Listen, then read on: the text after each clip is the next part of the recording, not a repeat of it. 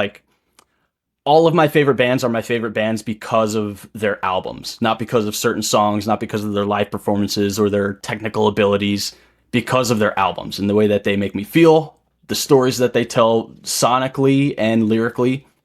So, with that always being my approach to listening to music, that's kind of how I want my wedding clients to consume their photos.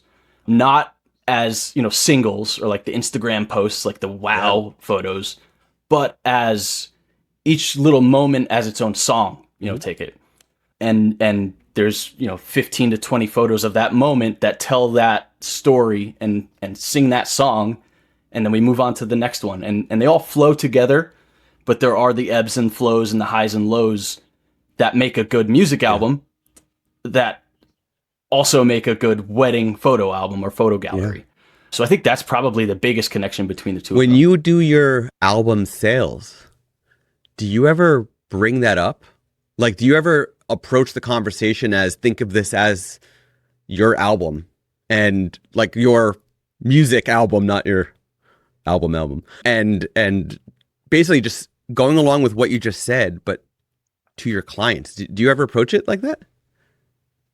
That's pretty much one of the things that I say in Mhm. every first That consultation is so good. in a different Yeah. way. But I always try to bring it to that because music is something that I can really talk Yeah. passionately about, and a lot of other people Hmm. can too.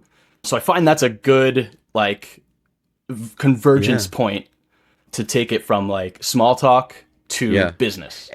So it is something that I bring up Yeah. a lot. And I think it's a great analogy, if that's what you want to call it. And it can work with any genre of music your client might like the new Taylor Swift album, right?